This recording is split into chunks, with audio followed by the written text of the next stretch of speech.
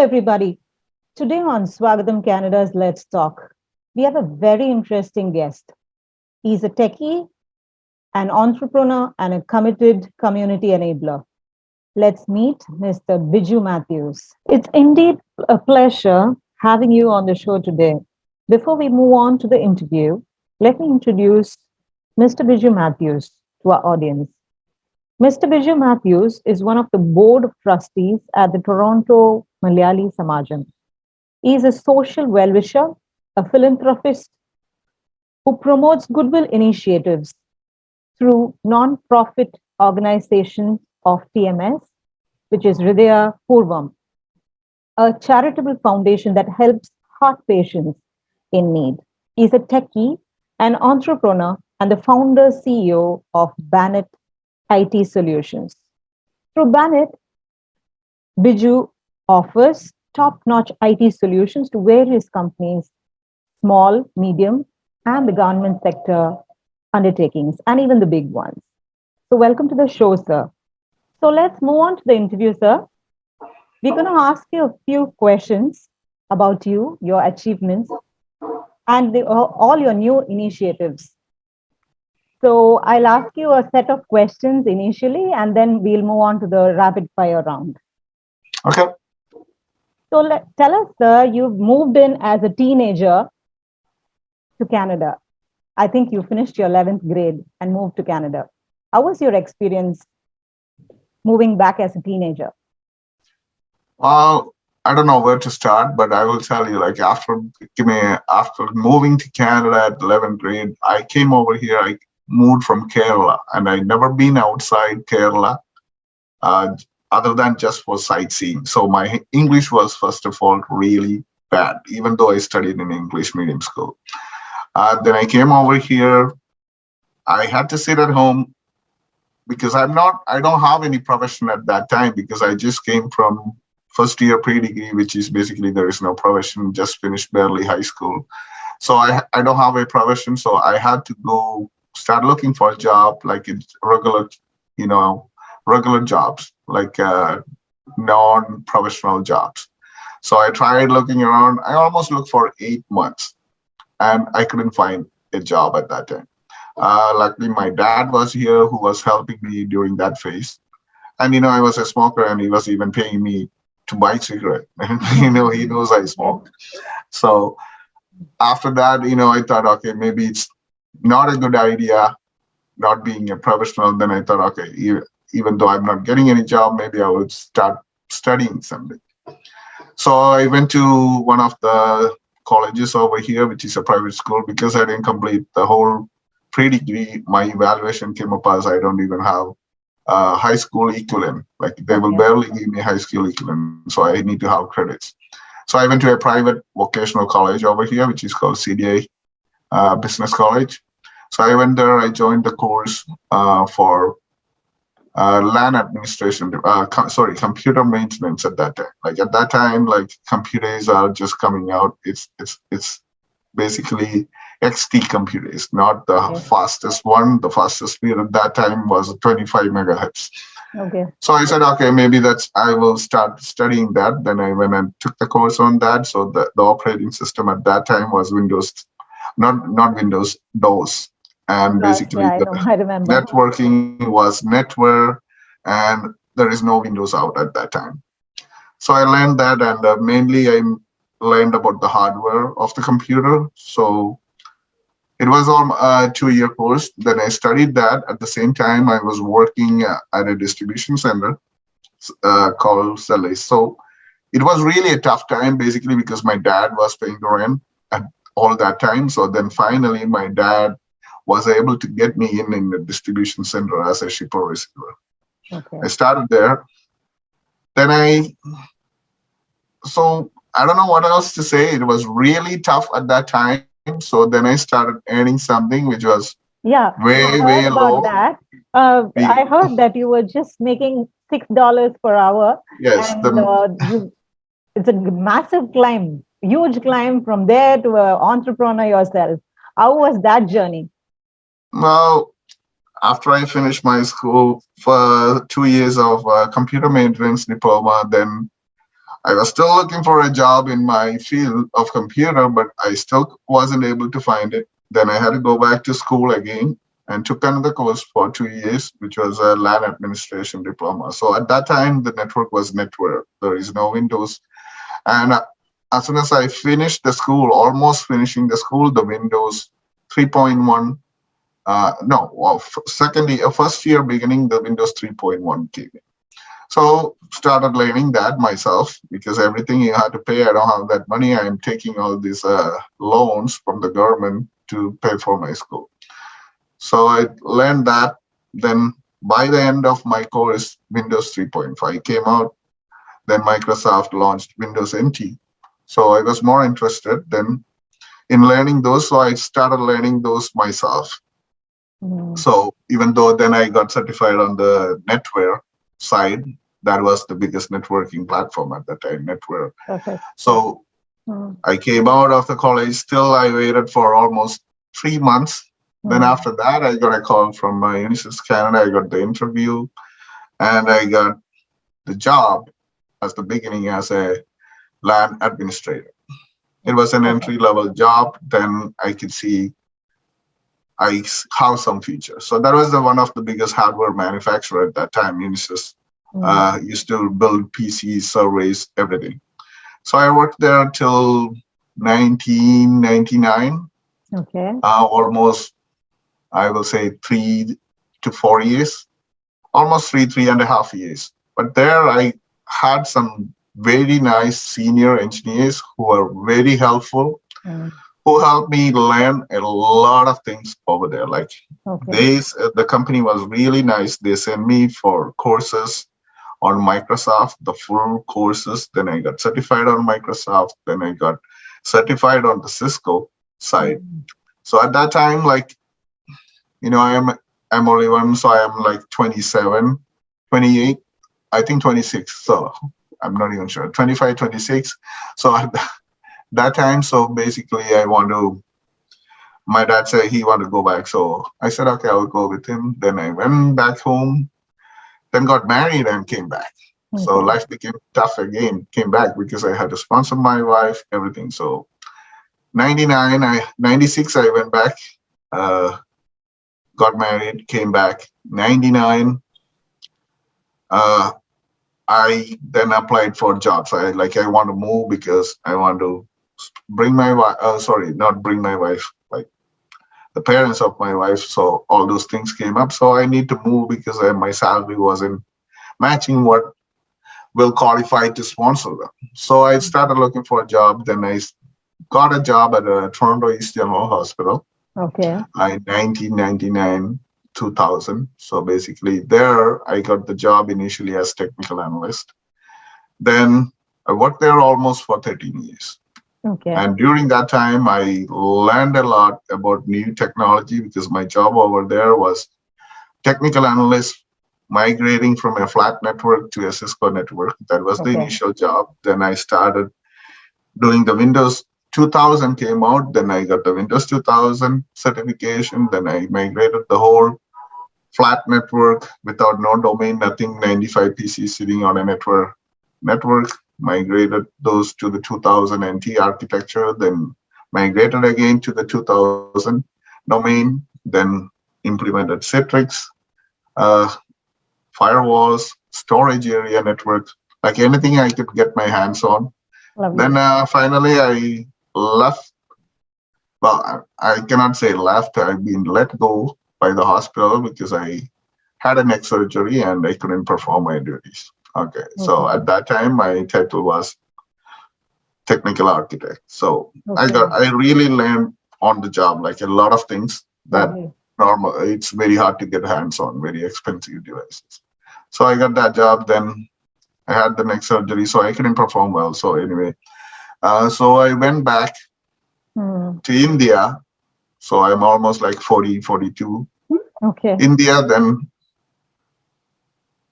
uh, basically at that time, I went for actually for treatment and for learning. Okay. Then I went to Bangalore. Then I joined one of the CCIE crash course over Okay. there. So I took the CCIE. exams over there and studied and had the treatment at the same time. So then I could just start moving my neck at that time. Okay. So after that, I've been in Mumbai and Bangalore for almost 8 months. After that, Wow. I came back to Canada again in March 2013. Then I applied for a job. It was easy to find a job at that time. Then I joined Jolera, an IT solution provider, as a technical architect. I had like small clients basically. My job was to just design, implement the networks, or Wonderful. migrate from old flat network to segmented network. So, but technology keep on changing. So there are Yeah. storage area networks I have to implement for them. So I worked there for a year. Then I left that place. I got a new contract at the Canada Mortgage Housing Corporation. So I Wonderful. moved there. Then I started my company because that was my first contract. So started my company in 2013 December. So I took these small contracts. Then on the side, I do other jobs on the side, and I worked there for 3 4 years. Then I be moved to contracted by Accenture Canada. Okay. I also worked for them for 3 4 years. Then now, for the past 3 years, I've been with the government of Canada Smart Systems. Wonderful. I'm still a private contractor, and on the side, I also develop. Uh, I have Mobile app. a little bit of small company in India, basically, who does Okay. some development. Okay. So I do mobile apps development, Yeah, website, we've seen that. and now we release the new applications, basically customized for customer need, like restaurants, dance schools, yoga schools, Wonderful. gyms. So many different templates that is available now, and Wonderful. my job is to sell pro- those products over here at a very competitive price, like nobody could ever imagine about those prices. That's what it is. That's about me. So, but I won't Wonderful. say I'm a Wonderful, sir. big entrepreneur or anything. I'm just a small fish in a big pond. That's all. Thanks for sharing with us your entire learning curve. I And think it's I a real talk eye too much. opener. No, it's really an eye opener for youngsters because in a dynamic environment like technology, you've always been updating yourself. So let us know about how did you, as a techie, get into community work? Well, when I came over here, there was like, around 300 families in 1992. So for us, it's mainly work, school, or go to the church. Or basically, there was at that time there was only one community organization, Toronto Malayali Samajam, right? Okay. And I became a member in there. So because they had picnics, they had get-togethers, events. So that's what just the initial start, basically. Then 90, I think until then I was busy. From there, I was also initially part of Kairali Scarborough, which is a sports club. Like all of the friends got together in the Friday evening, Saturday, Mm, basically. It's just for friendship and play volleyball, okay. soccer, Lovely. all those things. Uh, so after that, like I was busy with my school work because I was studying and doing full-time job at the same time. So I don't really have much time in between. So, but I'll try to go out on Saturdays if possible with the friends and play or something like that. I can get together. So if there is any major functions by Samajam, I usually go. Right. So I've been a supporter of Samajam from the very beginning. Then in 2011, actually, I think I initially came to the committee because I had a steady job. Then I'm working at the hospital. I had family, so I thought, okay, maybe it's a good place to be in the committee. So that's the first time I came into the committee. So from there, I became, I think, after 3 4 years. I think I know because I talk good. Maybe Everybody say I'm good in collecting money from people. So Okay. I raise money by talking to people.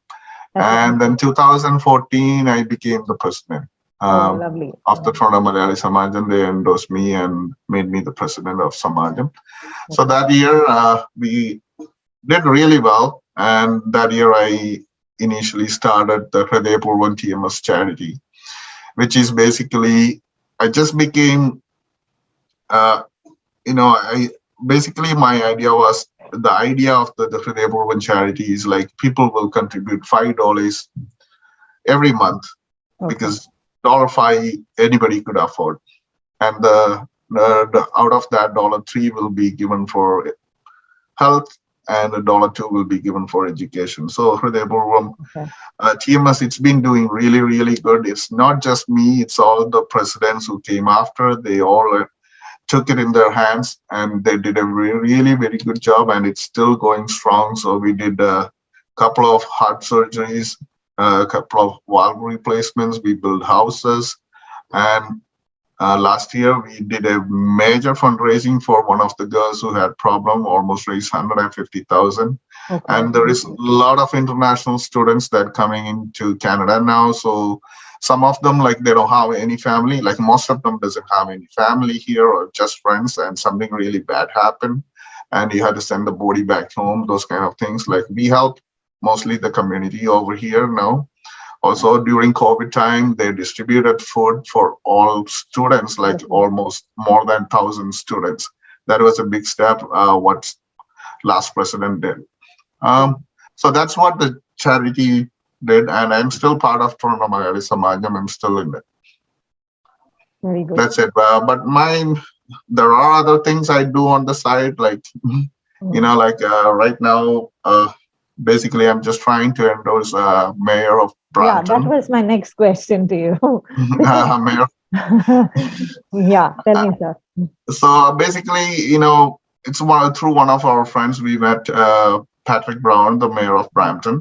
He's actually running for PC, Progressive Conservative Party of Canada, as a leadership Wonderful. race. So I'm just trying to make it a momentum around the Malayalis Okay. community over here, because every other community has some kind of alliance with one of the parties. Correct. Brampton mayor being nice to all the community organizations in the GTA, basically Mm. helping Malayalis, and he been to India like 20 times and Okay. almost six or seven times to Kerala. So he knows the Malayali culture very well. I'm Okay. not against any other culture from India. I'm just talking for Malayalis, because I'm not a big leader or anything in the community. I'm just trying to do something that is For very the good for the community. That's very community on good. the long run. Basically, I thought, okay, it's a good idea. So if he wins the race, we know him, we know he's good. And Wonderful. if the next election, if he becomes the prime minister, it's really good, because Very good. me myself, for in 2014, because I was part of the Fokana convention, I Wonderful. was one of the organizers of it. I invited Prime Minister Justin Trudeau before, so I haven't even got a reply. I got a reply basically saying sorry, he cannot attend. So Okay. many people have tried that too, but always you get the same answer from Justin Trudeau's office. Mhm. Okay. So maybe this is because he doesn't recognize us as a community from India. That's the reason. So that's the new venture I'm trying to do. Hopefully Very everybody good. support. I don't Very know. good. Tell us a bit about your IT firms, the Bannett IT Solutions. Banner IT, it's a consulting firm. So I do basically consulting for uh, government of Canada, smart systems on the government of Canada backbone side. So it's basically strictly routing. Also, I do consulting on the security side. Windows, I don't do anymore. Storage Okay. area network is, and firewalls. These are Wonderful. the four steps. And Banner basically also does mobile application development. Okay. And recently we developed a content management solution, basically. So Okay. if we, like I said before, like if it is a, like if you have a resort or anything, Okay. resort or hotels, and you want to have a website plus a booking system and also a management software to manage the whole hotel, we have a solution. Basically, it's a template based content management Oh, solution. wonderful. Like a dashboard. So You cover all the yeah, points in it. you have all the settings. It's same thing, like we just released those templates, basically around 8 or 10 different models. Wonderful. And Wonderful. if the template is not there for one thing, and if somebody asks us, we basically develop it for them. Oh, and we wonderful. customize it for them as per the requirement. Super, That's what super. the new thing, and hopefully, I hope people will like it. We don't know, never know. Definitely. And let's move on to the rapid fire questions, sir. I've just got five questions for you. You being a very busy person, because getting 5 minutes of your time is like really worth it. What is your favorite pastime? That's my young days because I know how to work. I know how to work. I just have to spend money, and That's wonderful. I love Kerala, and I wish I could retire soon and go back and stay there for a while. Because Wonderful. I even though I do IT business over here, back home I have a little farm and Oh, okay. There uh, comes the some answer. goats and all those things. Wonderful, wonderful. And are you? Let me ask you a direct question. Are you a creative person or a logical thinker? Well, everybody say I have all these ideas, but so far nothing big came out. I just recently developed two mobile apps. One of them is called Stages Pro. So yeah, we It's are aware. yeah, it's basically for staging and interior designing people.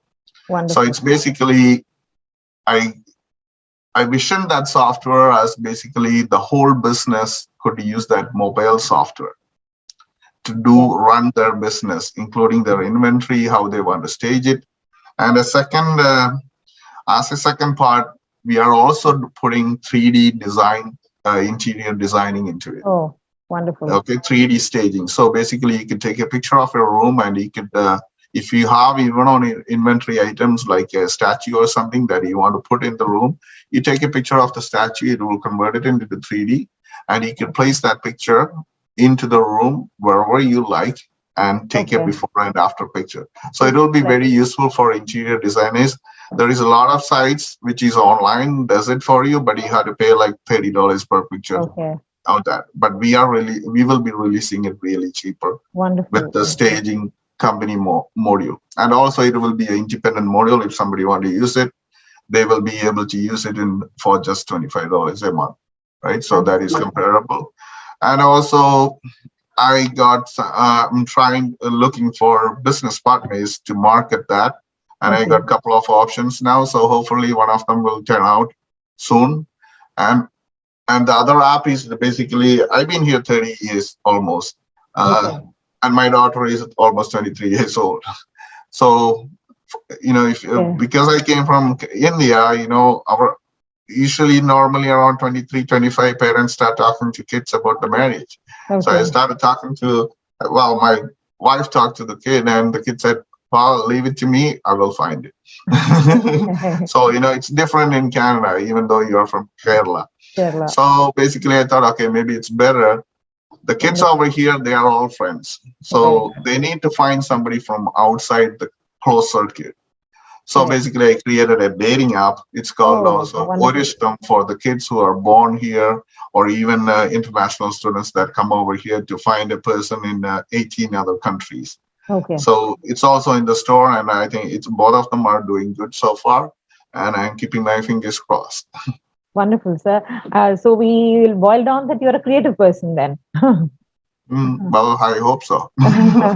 And tell us, are you a sports inclined person? Because you said that I do a lot of playing. Are you an athlete or a sports person earlier?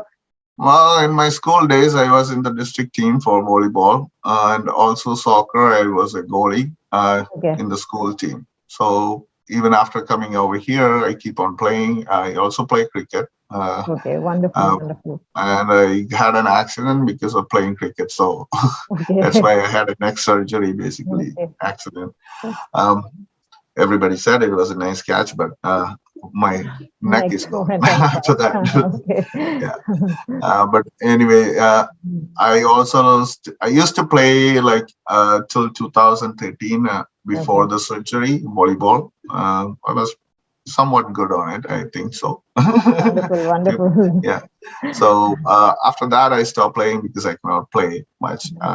Okay. So I still like organizing the events Then, or yeah. organizing our team. Like Kylie Scarborough, I am in charge of the volleyball. So for the past 3 years. So Very good. far we got one trophy, and last year we had an international tournament Okay. right after the pandemic, and it was a very big international tournament between US from teams from US and Canada, and we won the championship. So, Wonderful. and there are other tournaments coming, so hopefully we will do the same. I don't know.